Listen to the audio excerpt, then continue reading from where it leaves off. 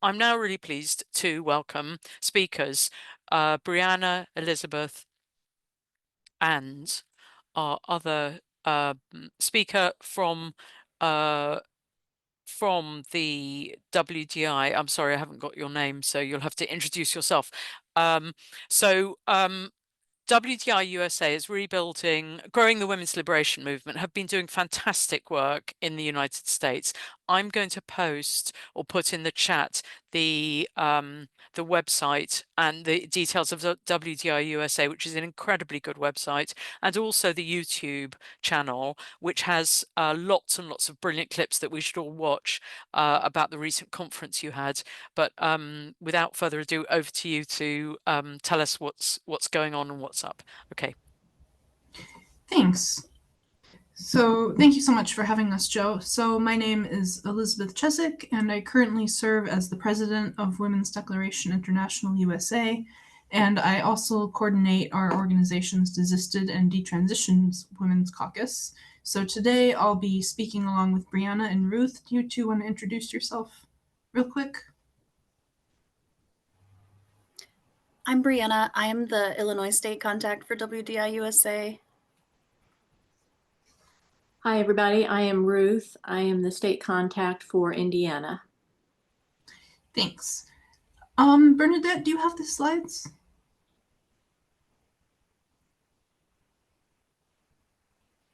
So anyway, just as we're getting started, as Joe mentioned, WDI USA recently had our 4th annual national convention.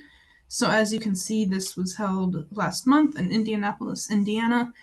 This was super exciting for Ruth and I because this is our home state. So together we worked to plan this convention.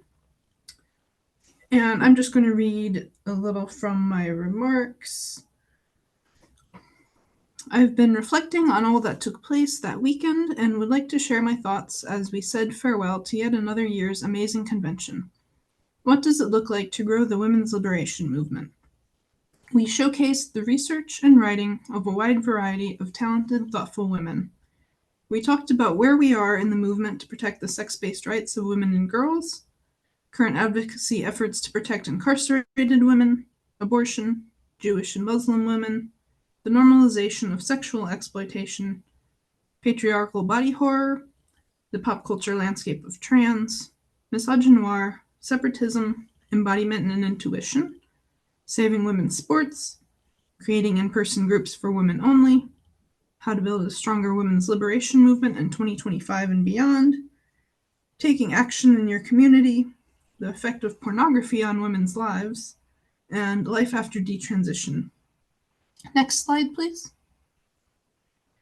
It's been wonderful to see young women, intergenerational friendships, women from all across the United States, women from other countries, 3 pairs of mothers and daughters, and women determined not to put up walls but to break barriers.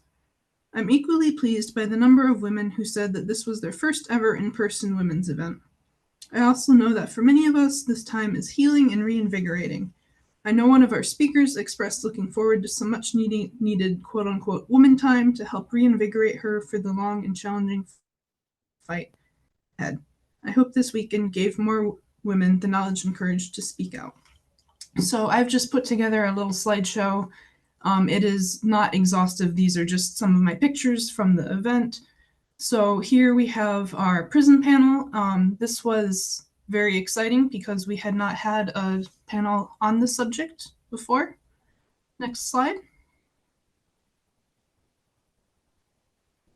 This was a panel that I facilitated, so this was our sports panel with Kim Russell, myself, Jennifer Say, and Kim Jones. So that was super fun. Next slide. Let me think. I had a talking point for this.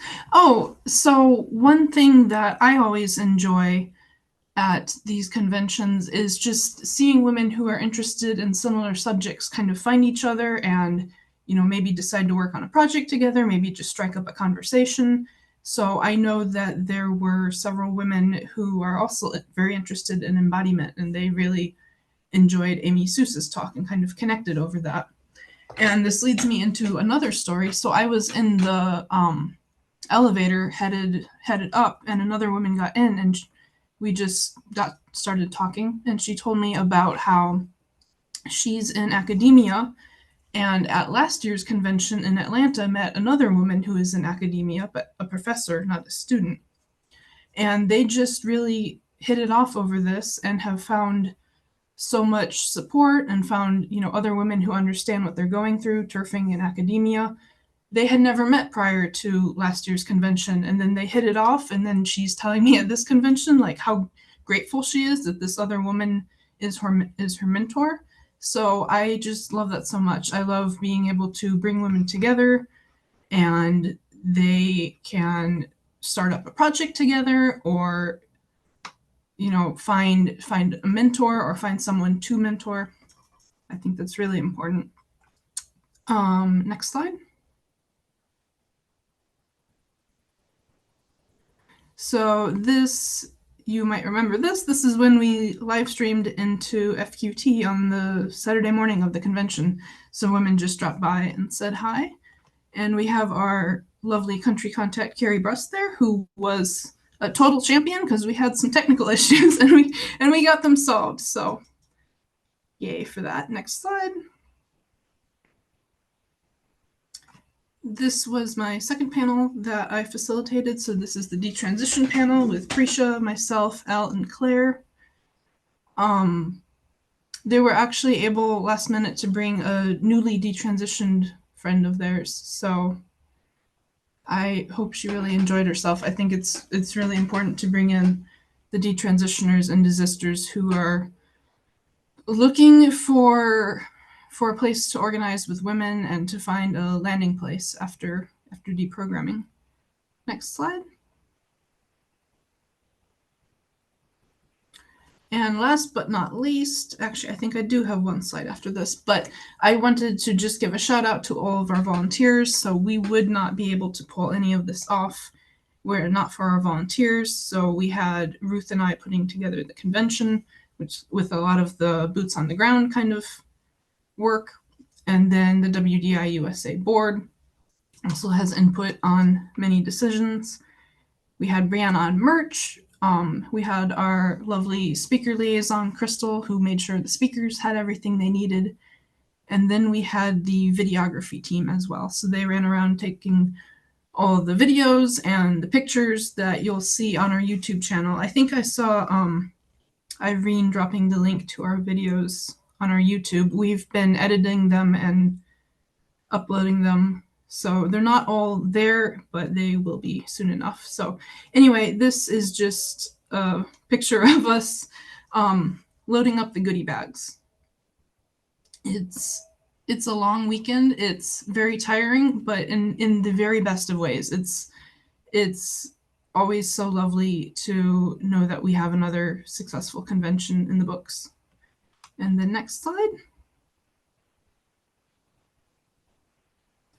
So Brianna will talk about this in more depth, but in case you weren't aware, the NCAA headquarters are in Indianapolis. They're actually about a 5-minute walk from our hotel. So following our convention, we all traipsed over there with our signs. You see the NCAA logo kind of in the background up towards the top. And we gave our speeches about the importance of protecting women's sports, or about our experience of playing sports prior to Title IX, etc. So Brianna will be talking about that after Ruth, and we'll play a short clip of one of those speeches. Ruth, did you want to give your piece?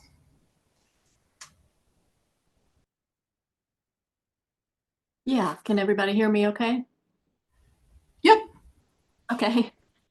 So I talked to Elizabeth. She said it would be okay for me to just kind of read the closing remarks that I made at the convention. So luckily I didn't throw them away. I still have them here.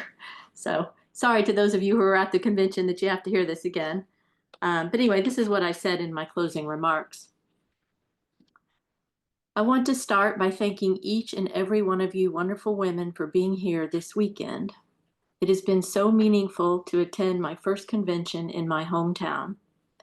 I hope that all of you have enjoyed yourselves, learned something new, and made new friends.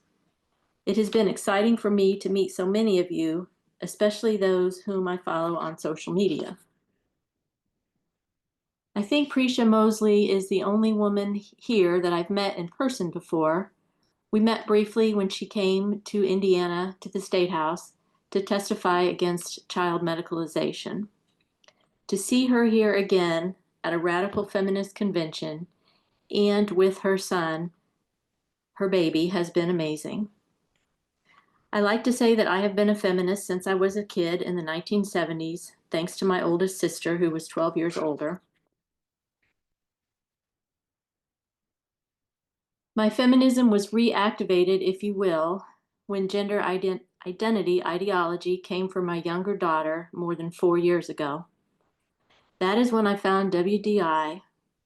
I believe it was radical feminism that allowed me to see almost immediately the inherent misogyny and homophobia in this insidious ideology.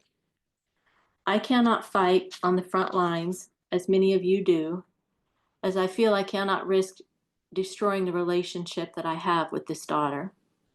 So I decided to sign the declaration, volunteer, and eventually became the state contact for Indiana.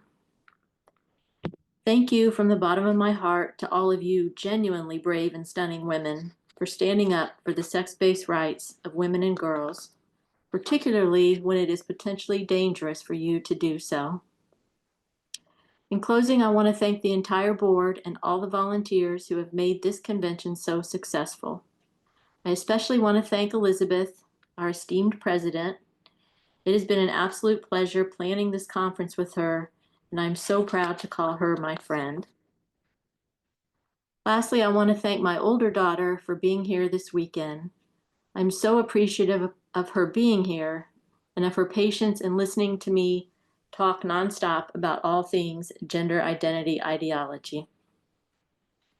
I really have begun to think that it is radical feminism ultimately that will bring my younger daughter back to reality and back to accepting and even appreciating her womanhood. As the inimitable Kara Dansky often says, if we can be heard, we will win.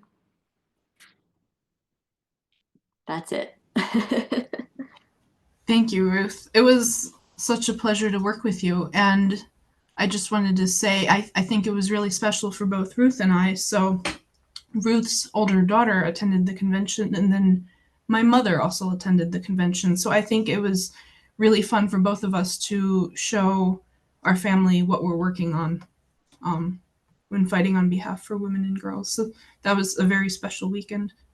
It was. I'll turn it over to Brianna. Thanks. The National Collegiate Athletic Association, NCAA, is headquartered in Indianapolis, just a half a mile from the hotel where we were staying this year for the convention. On Sunday, after the convention wrapped up, women staged a protest to demand the NCAA require sex testing in sports. All it takes is a non-invasive cheek swab. We marched 4 or 5 blocks from the hotel where the conference took place to the NCAA Hall of Champions. It was a beautiful day, the first day of fall. The weather was perfect. We had 2 getaway vans and 4 women in charge of our emergency getaway plan. That's a driver and a navigator in each van, and another 20 or more women on the ground. We also hired 2 security officers. Now keep in mind, this all took place in September, just days after Charlie Kirk was shot. So we were doing our best to plan for the worst.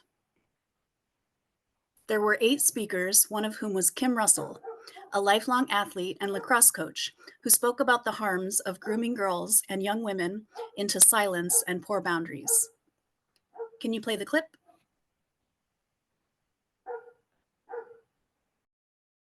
Thank you, Kara.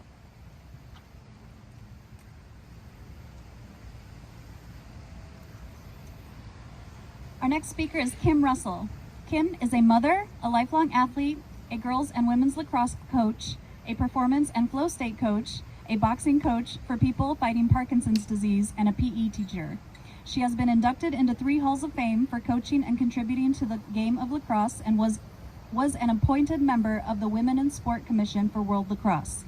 Since being removed from her job as head women's lacrosse coach at Oberlin College in 2023 for speaking up about males competing in women's sports, Kim has been advocating for women and girls in sport.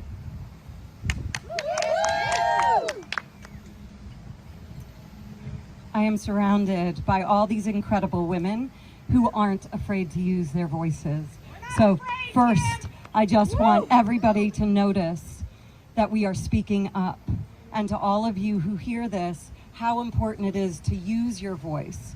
Because by allowing men into girls and women's sports and into our private spaces, we have literally trained girls to be silent when they are uncomfortable and when their gut instinct tells them they are unsafe. So speak up, because if we don't allow these girls to speak up, we are grooming them to be sexually assaulted and trafficked. Yes. What we have here is a conglomeration of women who all know the same thing. There is only one way to be a woman, and it is to be a biological female. This is about love, this is about protection, and this is about speaking the truth. Thank you all for listening. Let's keep this fight going, because we are here to protect the girls and women and to keep these opportunities that Title IX gave us back in 1972. Title IX being passed when I was 5 years old is how I had the opportunity to go to college on a college scholarship, to play 2 sports at the Division I level, to then get an internship at Wimbledon, which then led to my first job out of college in professional sports. All of that is part of what has formed who I am today. So please, please stand with us, fight with us, stand beside, and hold up every girl and woman. Thank you. Thanks.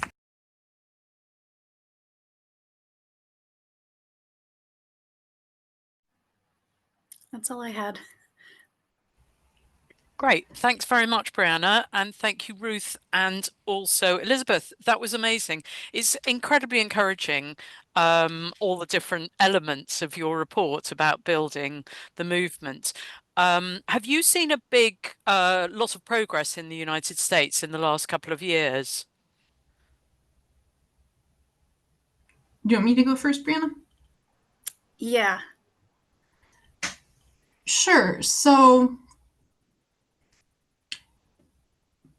it's complicated. So one thing, for instance, that was discussed during the sports panel I facilitated is that 80% of registered American voters now think that men and boys should not compete in sports designated for women and girls.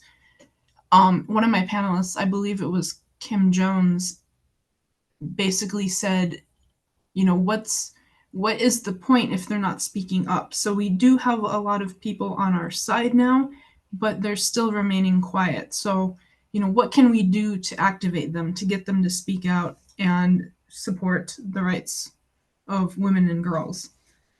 Another thing I've talked about at this convention, and then I believe also at the WDI International Convention this past summer in London, is that we've got these executive orders. And, you know, on the one hand, it's good that the hospitals are starting to shut down their programs medicalizing children. It's good that we're getting some progress on sports, etc. But executive orders are not laws. So in the next administration, you know, if a Democrat retakes the White House, all that progress can be wiped away. So I'm really hoping to see more progress on the legal front. We have 2 Supreme Court cases coming up probably early next year on the subject of sports. So those would be West Virginia versus BPJ and Little versus Hecox. I'm really hoping that those cases are decided in our favor and that the Supreme Court rules that men and boys cannot compete in sports for women and girls. But you know, it's complicated. I do see more and more people every day waking up to this, but a lot of people are still afraid to speak up. And I do see posts on Twitter, for instance. I think Matt Walsh made a post the other day about how, we've won the war on transgenderism. And I'm like, let's slow our roll a little bit. We can't be declaring victory right away. And I think then if people have this idea that we have won, they'll turn away and get busy with other things. And we're not at the end yet. We're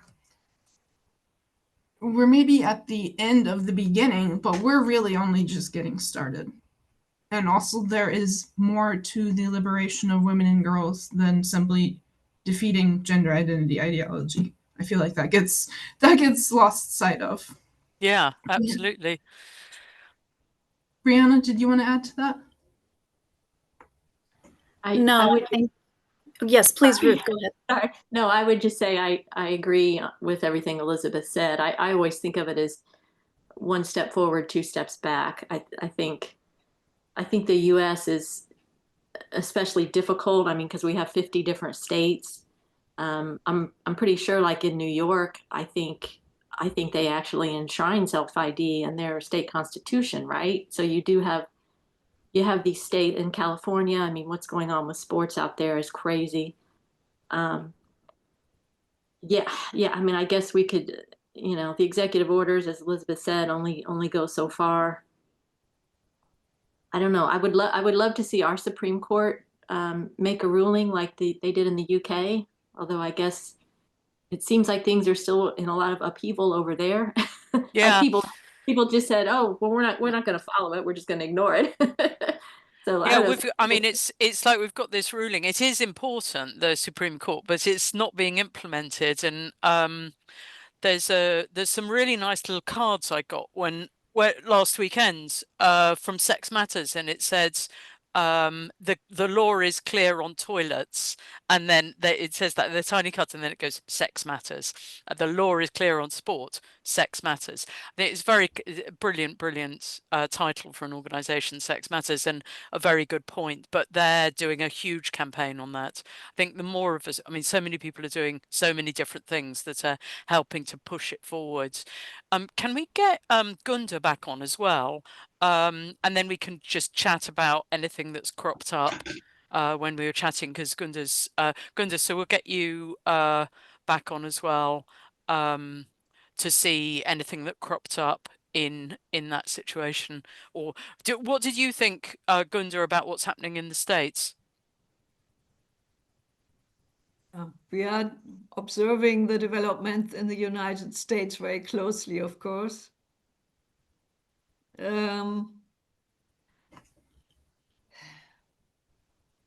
We have mixed feelings.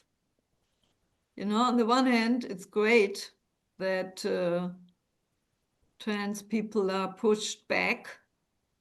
On the other hand, it comes from a president who in our eyes is a sort of erratic and narcissistic person. And I'm sure he's not very much in favor of women. He wants to have the old sexual stereotypes back. And therefore he does all these executive orders. Whether it is at the end so good for women, let's see. In Germany it's different because here we're doing everything with laws. Either they are enacted or they are not, but then it's clear. We have also a strong judiciary, especially the Federal Constitutional Court. And we are still waiting for a claim that goes up to the Federal Constitutional Court for all this crap, Right now, our judiciary, the lower ranks are dealing with all these different cases of trans-identified men trying to get into women's rooms and spaces, of freedom of speech versus disclosure of gender identity or prohibition of disclosure of gender identity. That is all pending, it's all not It's not clear yet what the development in 1 year is. I forgot one other interesting thing. The federal government right now, or the family ministry, is involving the social security security institutions to find out who the publicly supported NGOs are, because the system is very intransparent. Who gets state money and who doesn't get state money? For example, Let's Reloaded doesn't get a penny. However, many trans organizations get hundreds of thousands of euros. And it is intransparent because the funds are distributed to the states, to institutions in the states, and they are further distributing the money to other organizations, associations, and NGOs. And there are many anti-Semitic, left-wing, extreme left-wing, and violent groups, whatever. And now the Ministry for Women and Families tries to find out who gets all the state money, including all these trans organizations, because they want to get rid of them. That's sort of following what's happened in the States in a way. And although there's some terrible stuff coming from Trump, the closing down of a lot of these NGOs or the money going to promote trans is good, but then there's lots of bad stuff happening as well. How about you in the States? What are you thinking about that money that used to go to NGOs? Yeah, and, Elizabeth, go on, keep going. Yeah, sorry, I wanted to follow up on something different that was discussed above in the chat. So I don't remember who released the survey that's saying trans was in free fall. If anyone does have that person's name or institution and wants to drop that in the chat, that would be great. But it's basically it claims that quote unquote trans identification peaked in about 2023. Sorry, there's a car going by. Okay, Eric Kaufman, they're saying in the chat. Yeah. And has since been in free fall. And when I saw that just right away, I was a little suspicious because the framing is that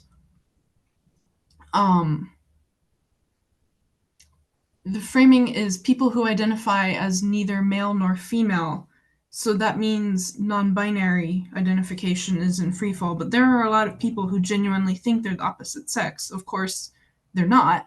But that study didn't capture any of those people who, are female but call themselves male or vice versa. So I just worry that that's something people will point to and go, oh, the youth aren't identifying that way anymore. This is over and done with.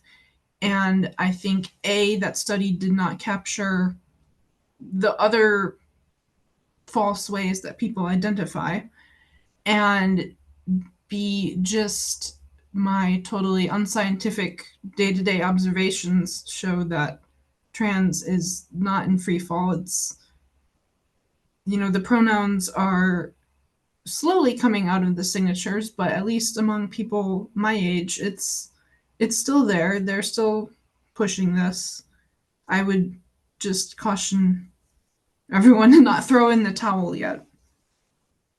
Yeah, I'm just I actually watched that Eric Kaufman, and he was saying that he thought it was possible that the reason not many people were identifying as trans is because they actually just now believe they have changed sex. So he was, one thing he said is we've got to take his results with caution. So I thought it was reasonably good what he the way he framed it, and he understood that it was only one study and one bit of finding.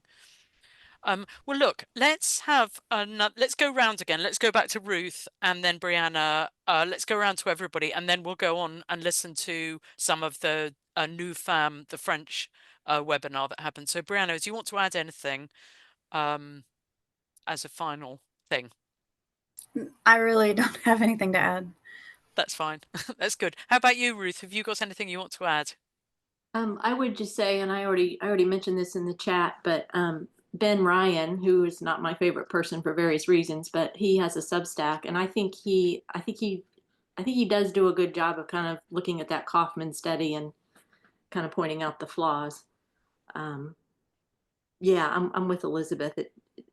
The way the questions were asked and everything, I'm not sure were top notch. Yeah. Great. Okay, Elizabeth. I'd just like to say we would love to have you all join us next year in 2026 for our 5th annual National Convention. And we're already thinking about where we might like to have it and what the theme might be.